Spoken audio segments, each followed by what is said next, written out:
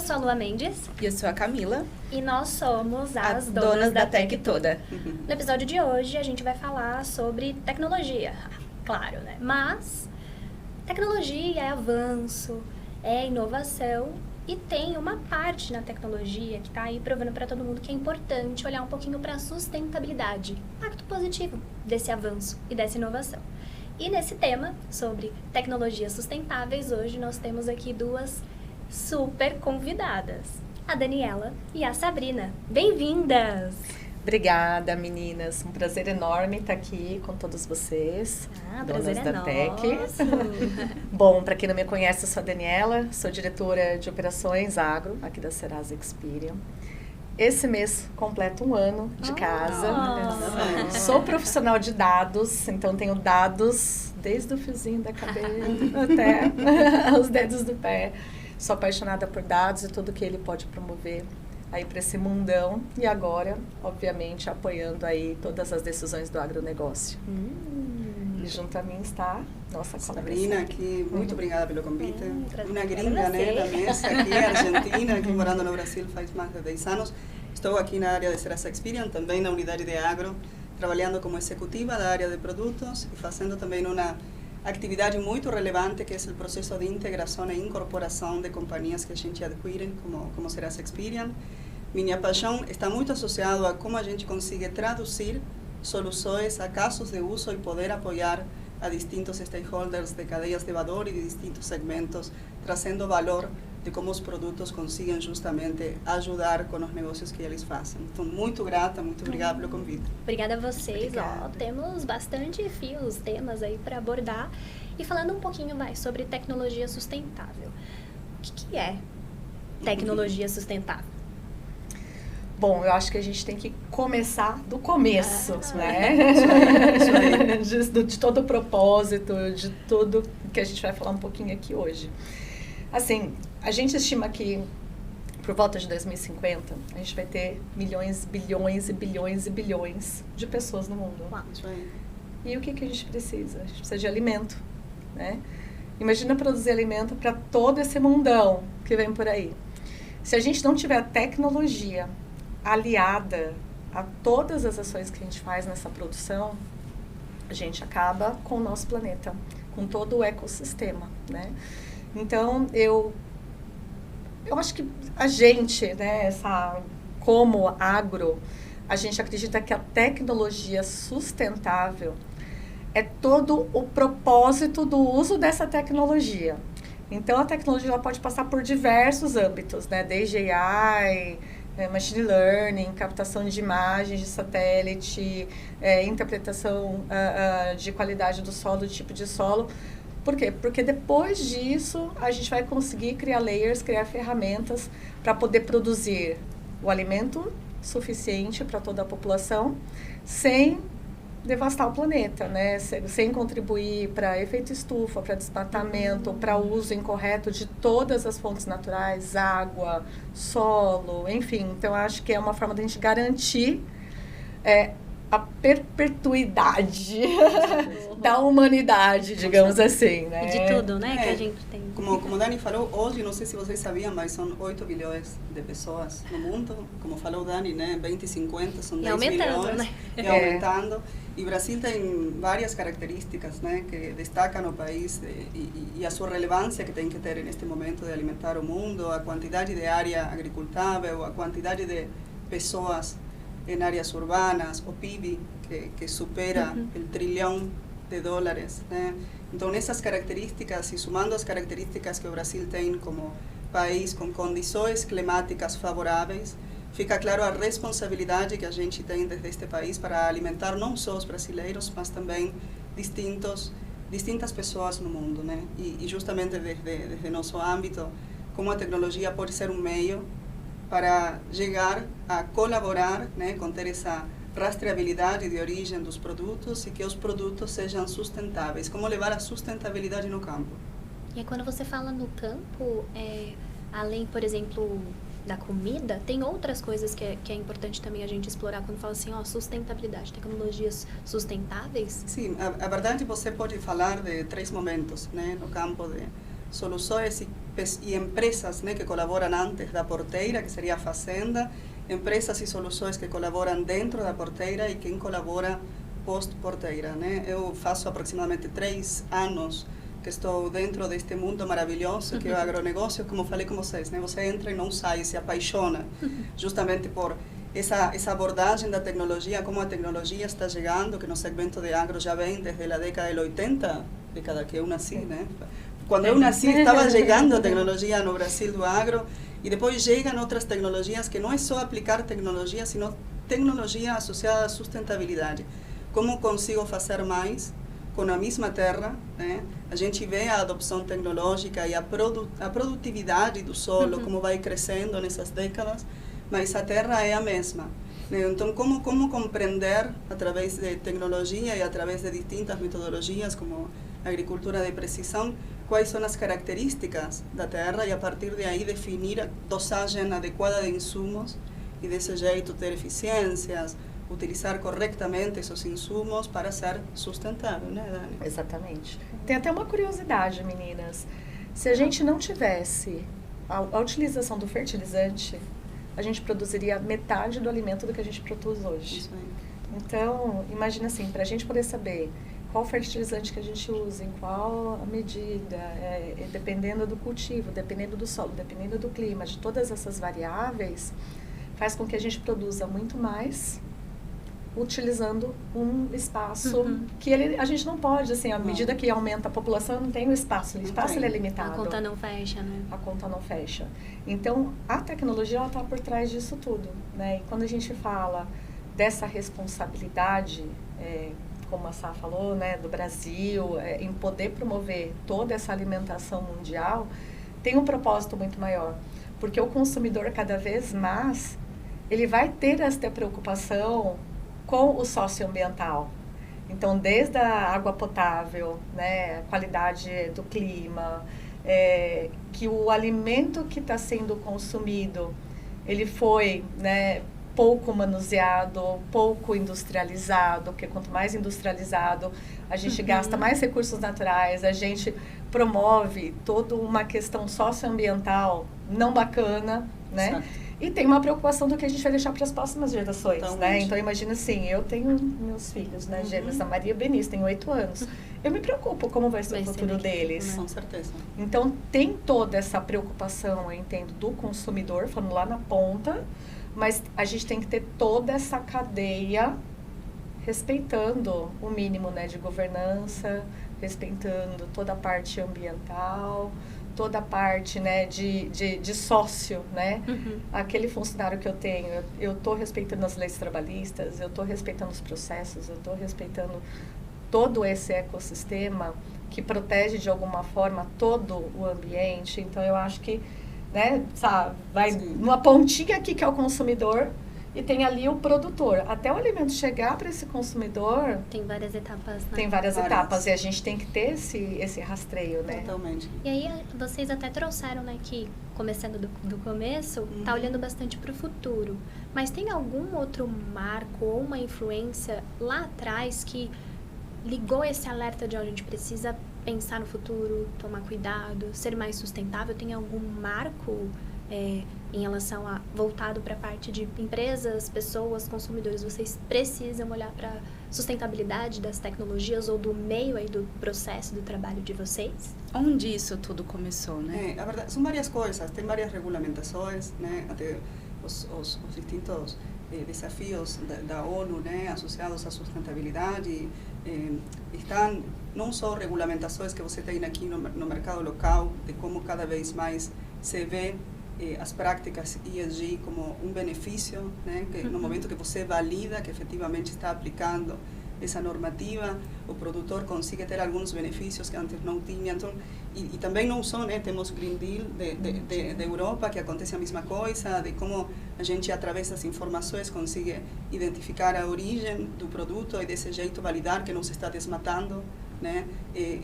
Eu acho que não é só uma situação de empresas, é uma situação também de normativas, e de normativas públicas e privadas, né? De como hoje a sustentabilidade é um problema de todos, né? Eu acho que todo ser humano mora num planeta e todos temos que justamente acompanhar para que este planeta dure muito mais que não só a nossa vida, né? Como a Daniela falou com os filhos. Não é sustentável, né? E quando a gente fala, né, muito de ESG, a gente foca muito no E. E o que, né? que é ESG? Your English is better than mine. Vai, sabe? Você sabe muito bem. Não, em resumo, é uma preocupação no ambiente, né? Em todo o ecossistema ambiental, socioambiental, toda a parte de governança e toda a parte social. Então, a gente fala muito em agro, né? Agro, a gente... é o E, né? Do ambiental, do environment, né? Só que vai muito além disso, né? Então, tem toda a parte environment, que a gente fala, que é a preocupação com todo o efeito estufa, captação de carbono, desmatamento, enfim, tem várias coisas. Só que quando a gente vai para a governança e para o social, também é muito importante. Então, imagina, a gente falando do Green Deal, a gente exporta muito produto para fora, né? E muitos países, com essa preocupação do ambiente, de permanecer essa mesma possibilidade para as novas gerações, colocam protocolos e algumas regulamentações. Totalmente. Se eu não tiver, por exemplo, uma rastreabilidade de café, eu não posso exportar para determinados países. Entendi. Então, esse ESG, esse outro, desculpa, Green Deal. Green Deal é uma regulamentação. É como se são as regulamentações. Exato. Então, a gente tem já algo definido, um norte. Exato. Sim. Muito bom. E quando a gente fala, né, na governança, seria toda essa parte da gente poder cumprir os protocolos, da gente estar em compliance, da gente seguir com todo, né, digamos, a regulamentação, né? E quando a gente fala de social, é a gente na responsabilidade como empregador ou como produtor, né, como dono de uma fazenda ou como o dono de uma cadeia, seja de defensivos, de fertilizantes, enfim, tradings, cooperativas, eu tenho uma responsabilidade social. Eu respeito as leis trabalhistas aplicadas no trabalhador que está ali trabalhando comigo, né? Eu respeito todos os requisitos de segurança para aquele trabalhador, eu dou todas as condições para que ele possa trabalhar, né? Aí entra um pouco em trabalho escravo, coisas assim. Então, é muito mais do que o E. É muito amplo, né? Muito mais do que o E. É uma responsabilidade muito grande. E o produtor, né, o pequeno produtor principalmente, quando ele vê mais uma regulamentação, mais uma lei ou mais alguma coisa que tem que ser cumprida, mais uma coisa, né? Só que a gente tem que olhar isso com olhar positivo. Por quê? Porque as empresas, até para poder se diferenciar e ter um valor agregado ao produto ao qual se comercializa, ela tem que ter um diferencial. E essa preocupação com SD, ele é esse diferencial hoje. Porque principalmente no pós-pandemia, as pessoas estão muito mais conscientes de qualidade de vida, de saúde, do uso, né, da matéria-prima. Então, como a Sá falou, né, o agro não é só o alimento, o agro é a roupa, o agro é o sapato, o agro é a caneca, o agro é o plástico, é o couro, é o remédio, é o shampoo, tudo que a gente olha. Se você olhar a foto de um gado e o que ele provê de matéria-prima para nós humanos, é um absurdo de coisas que são construídas para o nosso uso, para o nosso consumo. Se a gente não for responsável com isso, né? A gente acaba devastando, a gente acaba poluindo rios, a gente acaba... Quanto mais a gente industrializa, quanto mais plástico tem na embalagem do alimento, eu estou contribuindo para a decomposição. É muito mais, é um ecossistema que tem que ser cuidado, né? E a tecnologia está aí para apoiar a gente nisso tudo. Muito bom. Finalmente a tecnologia tem que abraçar, né? Com distintos layers que a tecnologia tem, desde informações macro que a gente consiga ter, de imagens digitais, né? De sensórica no solo, de estações de clima inteligente que consiga finalmente gerar o que a Daniela tem na veia, né? Que são esses dados maravilhosos que se conseguem através dos distintos dispositivos, e o importante da inteligência que você põe detrás desse dado massivo, para não só ter uma analítica descritiva, sino também preditiva, né? Do que a gente pode fazer, sempre com esse intuito de que a tecnologia seja um meio para aplicar práticas sustentáveis. Né? E pensando em tecnologias sustentáveis, qual é a diferença de uma tecnologia sustentável para uma tecnologia tradicional? A gente estava discutindo bastante sobre isso, né? Bom, a gente chegou num consenso, e eu acredito muito nisso, que a tecnologia sustentável é o que ela tem um propósito por trás dela, de tornar tudo que não é, como que se diz, reaproveitável, ou sustentável, ou perpétuo, por uma coisa que, né?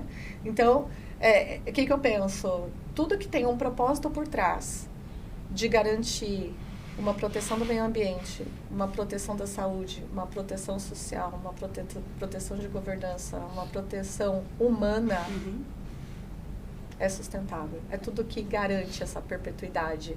Então, eu não acho que tem a tecnologia tradicional e a tecnologia sustentável. A gente tem a tecnologia. E é o uso que a gente faz dessa tecnologia que vai dizer ela sustentável ou não. E a verdade é que essa aplicação da tecnologia sustentável ocorre em distintos segmentos, né? Como compartilhei com vocês, eu trabalhava em outras casas, em cidades inteligentes. E finalmente a gente ligar ou desligar uma luz, uma luminária, né, na rua, quando vem um carro e não que esteja ligada durante a noite toda, né? Finalmente é aplicar a tecnologia de um jeito eficiente e sustentável para optimizar os recursos. Acho que está muito atrelado com a optimização de recursos. No agro, cada vez mais temos que abraçar o meio ambiente, que o meio ambiente esteja na veia do agro, tem que ser assim, não só também por uma situação brasileira e tendo em consideração os biomas maravilhosos que a gente tem e o pulmão do mundo que está no território brasileiro, tá? Mas também como isso vai impactar as exportações que a gente faz. E esse conhecimento, e para mim é muito interessante, né? Estou na Serasa Experience desde janeiro, e como a gente consegue levar para esse produtor esse conhecimento e essa consciência que a gente tem fora do segmento agro dentro da Serasa e empoderar, que a gente faz muito bem com o consumidor. Estamos levando essa mesma best practice, né, para o segmento de agro e como a gente consegue empoderar a esse produtor e que ele saiba, como a Dá falou, né, que não vejam cada regulamentação como uma barreira mais, sino que finalmente a gente, como habilitador de informação, consiga empoderar esse produtor, dar essa informação a esse produtor, para que desse jeito cada vez esteja mais perto das condições e benefícios que ele poderia trazer. Você até falou sobre cidades, né, sustentáveis. É legal porque eu entendo que é como aplicar também no nosso dia a dia, né, no nosso cotidiano. E para a nossa sociedade, para o nosso cotidiano, quais são os principais benefícios quando a gente tem essa adoção, essa prática de tecnologias sustentáveis? Você deu aqui um exemplo, mas tem outros exemplos para trazer aqui também para o pessoal de casa?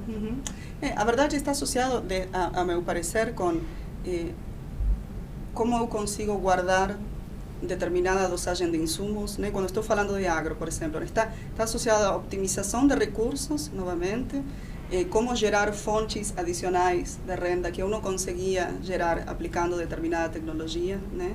E generando uma consciência. Eu falava do segmento de cidades inteligentes, mas acontece em outros segmentos também, em energia, em indústria, em geral, acontece no agro e está muito nato, né? Porque tem que ser aplicações sustentáveis no agro. E a gente, como consumidor, e Daniela falou, né? Cada vez mais estamos exigindo que as empresas, com o rol que as empresas têm, consigam aplicar e dar a entender que atividades eles estão fazendo para preservar os recursos maravilhosos e naturais que a gente tem. E como que eu garanto? Eu, consumidora, chego lá, por exemplo, no mercado. Tem até algumas empresas, né? A gente estava conversando há pouco, Camila, aqui, fazem, né, o marketing delas ali, eu sou sustentável. Mas eu, como consumidor, se eu observar que isso é fake news, tem como... tem algum órgão para eu falar assim, olha, essa empresa não é sustentável? Tem algo assim? É curiosidade mesmo. Tipo, eu posso, sei lá, colocar lá o nome de uma empresa e falar assim, dá uma olhada nessa daqui que não tá certo isso não. Consulta com Serasa, primeiro consulta com Serasa, né? Se Serasa consegue ajudar, né? Em agro, com certeza, Serasa vai conseguir ajudar, né? Com certeza. Mas eu acho que tem distintos organismos, né? Atenção do consumidor, né? Mas eu não acho que tenha muita empresa que queira correr esse risco de criar essa reputação, né, fictícia. O próprio estudo, né, diz isso, né? 98% do estudo que foi feito, mais de 98%, estão em compliance. Então, Sim. a gente tem que olhar o copo cheio também, né? Assim, Perfeito. tem uma responsabilidade. E eu acho que tem um ponto bastante importante nisso. Todas as vezes que a gente vê matérias sobre o Brasil lá fora, principalmente política, enfim, não quero entrar nessa vibe, mas é sempre um olhar que o Brasil desmata, que o Brasil não cuida da Amazônia, que a Amazônia, né? No final, o Brasil é um dos países que mais tem tecnologia aportados ao agronegócio. Nossa, curioso. Na década de 80 começou, como falamos, né? Da década de 80. E aí a gente fala, né, do win-win, né? A gente fala, bom, mas ninguém é ONG, a gente tem que ter, Sim, né, retorno, tem né? que ter um retorno. E quando a gente olha para o produtor, né, pequeno produtor ou, enfim, a população está crescendo, ele tem que fazer uso daquele solo, ele tem que produzir cada vez mais, né? Então a gente está falando aí em quanto? 10 bilhões de pessoas depois de 2050. Não tem mais planeta Terra para plantar. Não tem mais terra para expandir, Não tem mais né? terra Fora do para que temos expandir. aqui, né? A não ser que a gente acabe com todas as árvores, com tudo. E mesmo assim, aí vai chegar uma hora que vai ser insuficiente, né? Então, para o produtor, ele tem que fazer o uso mais eficiente do business dele, que é a produção. Então, tem toda a tecnologia que estuda o solo, que entende qualidade do solo, qual fertilizante tem que usar, qual que é a defesa tem que usar, qual que é a janela de clima que ele tem que plantar. Tudo isso a tecnologia pode ajudar. Faz né? parte, por exemplo, de uma tecnologia sustentável ele aplicar certos tipos de produtos em partes do solo ou ele aplica tudo igual? Ai, Camila, você é de agro. Ela está falando que é de cybersecurity, mas eu... Ela explicou em 2 palavras muito simples o que é agricultura de precisão. Muito bem, isso. Camila. Exatamente. Vocês podem dar um pouquinho mais de detalhes é justamente pra gente? isso, né? De através de tecnologia, né? E muito está associado a imagens de satélite, que também está dentro do nosso corpo. Como você consegue entender como essa fazenda se comportou? Geralmente, essa fazenda você consegue dividir em distintas áreas e como você tem que tratar cada área não é do mesmo jeito, né? Porque o potencial produtivo de cada área varia dependendo dessas condições de solo. Okay? Então, quando você, através da tecnologia, consegue ter essas informações e tem um agrônomo, né, que consiga definir claramente qual seria a melhor dosagem para tirar a melhor produtividade, justamente são os mapas de prescrição na taxa variável, que você aplica uma maquinária e consegue definir a quantidade de dosagem que vai em cada uma dessas áreas. Então, finalmente, a terra, né, se comporta de jeito diferente. É importante, por um lado, a tecnologia e, por outro lado, é importante o conhecimento da pessoa, do produtor ou do agrônomo, para entender melhor que ninguém sua terra. Incrível. E quando a gente está agora, vai numa empresa, por exemplo, Serasa Experian, tá? Eu sei que vocês vão aqui dar show, trazer, mas vai, eu sou uma empresa, sei que tenho, né, que adotar essas práticas de tecnologia sustentável. Como que eu faço essa migração das minhas tecnologias convencionais ou da forma que eu trabalho? Como que eu faço essa migração para as minhas tecnologias como empresa ser mais sustentável? E aí, eu fornecer meus produtos, meu negócio, fornecer até, por exemplo, para o pessoal do agronegócio. Como que eu faço essa migração para uma tecnologia sustentável? Eu acho que a gente pode falar, no geral, de grandes empresas, né? Desde uma empresa de varejo, onde tem um armazém logístico enorme, onde saem caminhões para todos os lugares e tem uma energia que tem que estar 24 horas por dia, né, 24/7 funcionando, existe hoje fontes de energias renováveis e sustentáveis, né? Tem empresas que têm selos de selo verde de captação de carbono. Então, tem várias formas hoje, através da tecnologia, de você ter algumas certificações de que você é compliance com alguma regulamentação ou algum índice sustentável, né? E, de novo, não é a tecnologia sustentável, né? É como a gente usa essa tecnologia. Então, acho que tudo que tem um propósito por trás de tornar o bem renovável é sustentável, né? E, de novo, entra no tema do win-win. Então, quando a gente começou a falar um pouquinho de agricultura de precisão, para o produtor, trazendo aqui um comparativo empresa-produtor, para o produtor, quanto mais ele tornar eficiente a redução do custo da produção dele e produzir mais, ele vai ganhar mais. Então, imagina, com toda essa tecnologia, ele vai gastar menos. É tudo, a gente fala que é o manejo, né? O manejo ali do solo, o manejo dos fertilizantes, enfim. Tudo que ele conseguir otimizar de recurso para aquela produção, ele tem um custo operacional baixo, vai produzir mais, vende mais, margem alta, né? Quando traz para uma empresa, como o Serasa, quanto mais eficiente eu for em redução de custo, de gasto de energia, redução de água, né? A gente, aqui... Sim. Uso da canequinha. Uso da canequinha. Enfim, todos esses pontos contribuem para uma redução de custo. Contribui para um olhar sustentável. Quando você reduz custo, você tem um resultado muito maior. Mesmo você mantendo a sua receita, só de reduzir custo, você já mantém um resultado positivo, além, obviamente, todo o impacto social e de autoridade.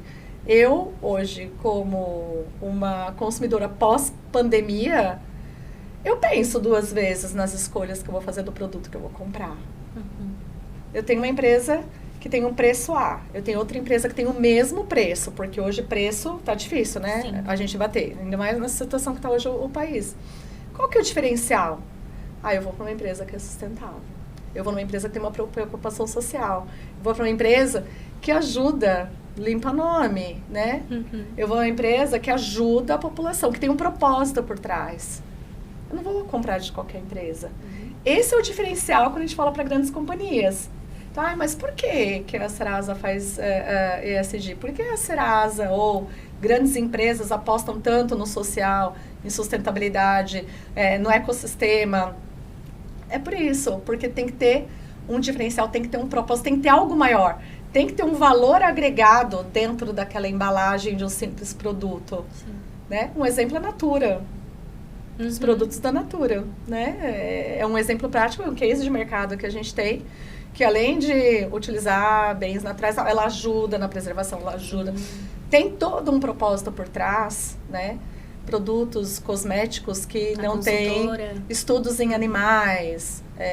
Enfim, a gente pode ficar aqui, né? Cervejas, a gente tem já agora algumas cervejas que tem a tag lá de, né? Certificação de origem, certificações de origem. Mas vinhos e melhores. Mas a verdade é que também um ponto importante é a mudança da cultura da empresa em querer pular e adotar a tecnologia, né? Como sabemos, as empresas estão conformadas por pessoas e muitas vezes esse cambio cultural de querer justamente se aproximar à tecnologia como um habilitador tem que vir da própria mudança da cultura da organização. E os benefícios são claros, né? Porque falamos de optimização, de ter informação, de conseguir dar mais crédito a um produtor que antes você não tinha essa informação, de conseguir ver como está evoluindo a produção dessa cultura e saber quando é o momento certo para ir a cobrar o que foi entregue em garantia, né? Eu acho que as informações como habilitador para poder ter esses benefícios, né?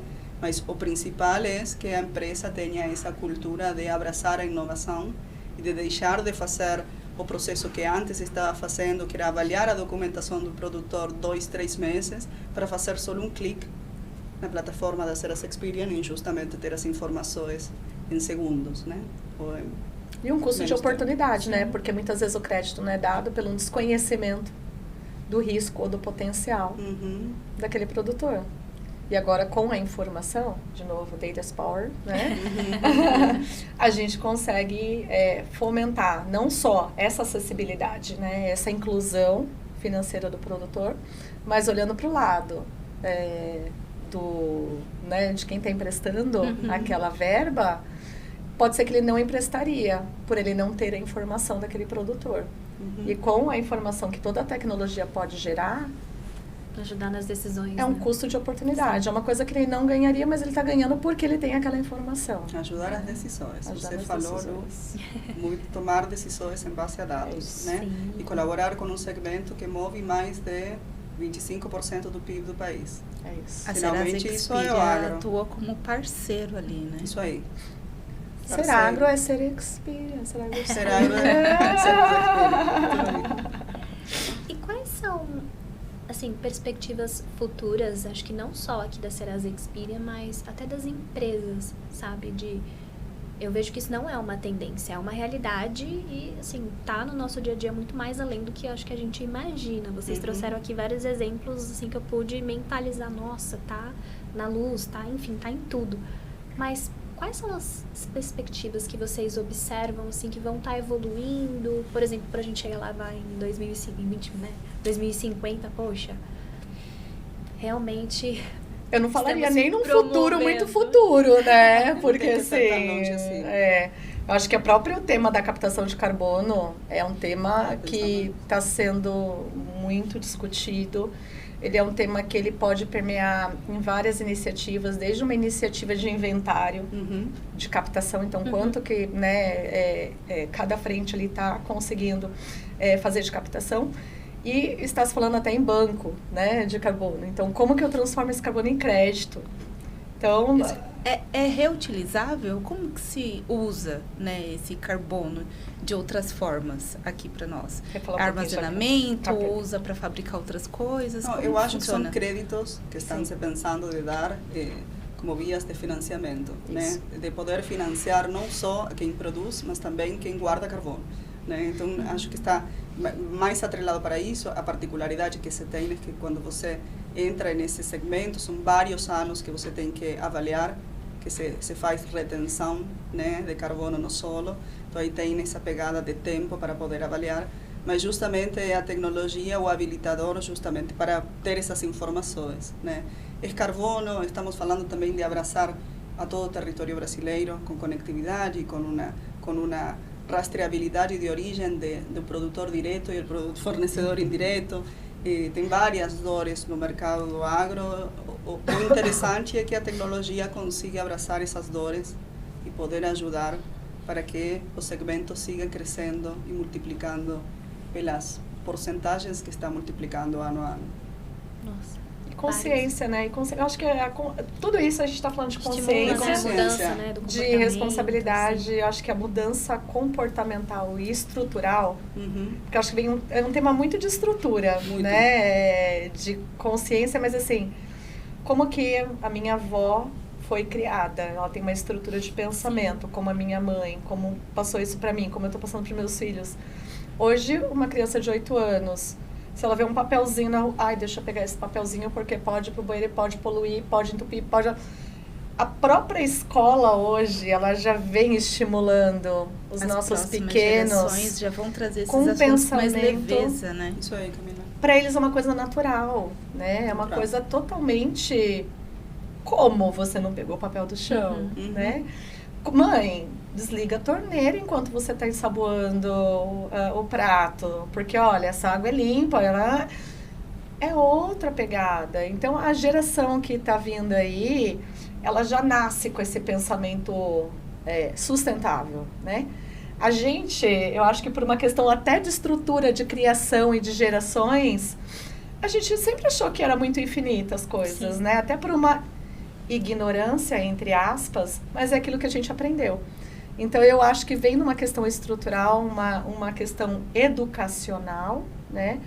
E estão aqui, a gente está se reinventando, a gente está aprendendo, né? Também com as novas gerações e...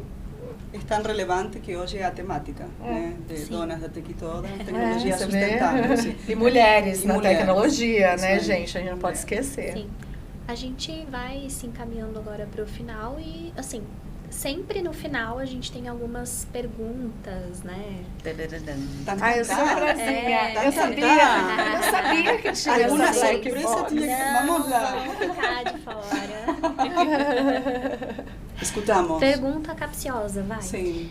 Se vocês pudessem dar um reset em alguma coisa no mundo, o que vocês dariam? Bom, que pergunta, né? Pergunta absurda. Pergunta absurda, não, mas eu gostei da provocação, do desafio. Eu sou bastante de criar equipes, né? Então, eu sempre falo com onde eu pertenço, né? De juntos sempre vamos mais longe. Então, que resetearia? Sinceramente, resetearia todas as guerras e essa vontade de ser humano, de sempre querer mais e ser melhor que o outro. porque eu acredito muito na diversidade. Eu acho que hoje este encontro é um exemplo da diversidade que a própria Serasa Experian procura, né? E que somos um exemplo dessa diversidade. Sim. Então, eu resetearia tudo atrelado a conflito, né, na humanidade, que está associado a querer ter mais, né? Quando finalmente a gente teria muito mais, se todo mundo estivesse olhando para o mesmo lugar, né? Trabalhando junto como uma sociedade igualitária, né? Entendendo as diferenças e como essas diferenças fazem a coisa mais bonita do mundo que temos, né? E perpetua, né? E perpetua. E você? Nossa, gente, que difícil. Difícil, né, Dani? Eu acho que se eu pudesse resetar alguma coisa, não seria uma coisa. Eu acho que seria uma ambição. Então, eu acho que toda ambição do poder ser, não do poder estar, eu acho que esse é o grande problema que a gente tem hoje. Porque você vê assim, tudo está ligado ao poder, né? A competição, a maldade, o desmatamento, impacto social, impacto climático, impacto em educação, em saúde, em sobrevivência, porque somos privilegiados, né? Quem está aqui dentro dessa sala, somos privilegiados. Tem muita gente que elas são vítimas de um poder. E não é um poder que a gente fala muito assim, tem um ladrão, tem um assassino, o cara matou. O poder, a pessoa ela pode exercer essa mesma função sem ter uma arma na mão. Então, eu acho que esse sentimento, essa ambição do querer poder, né, o ser poder e não estar, né, sabe? Sim. Sim. Eu acho que eu resetaria essa parte, porque se a gente não tivesse essa ambição do ego, né, do ser mais que o outro, do poder mais que o outro, no sentido de autoritarismo, de poder mandar, de controlar, de ter... Eu tenho mais que você precisa. Ter, né?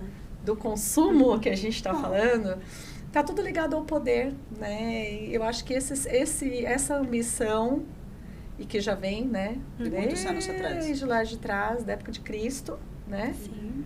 É o que fez a gente chegar onde a gente está hoje, né? Na situação que a gente está hoje. Então...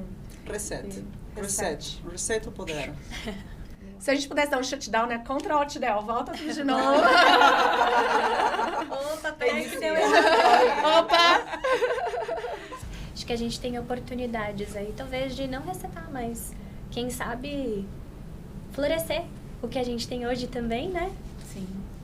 Bom, pessoal, é isso. O papo de hoje foi sensacional. A gente tá aqui com duas feras, sério, especialíssimas no assunto. Só gratidão. Obrigada pela presença de vocês. Muito obrigada mesmo. Aqui o pessoal da produção tem mimo pra vocês, viu? Não acredito. Nossa forma de agradecer. Muito obrigada. Obrigada. Foi uma experiência muito positiva. Estou lisonjeada em ter sido convidada e participar desta mesa, não só com vocês, com todos que estão escutando a gente, que com certeza também são muitas mulheres na área de tech que querem entrar ou que já estão dentro deste mundo. Então, muito obrigada e parabéns pela iniciativa. Meninas, eu que agradeço o convite, um prazer estar aqui com vocês, com tantas mulheres, né, na tech toda. Gente, esse agro é ser Serasa Experian, né?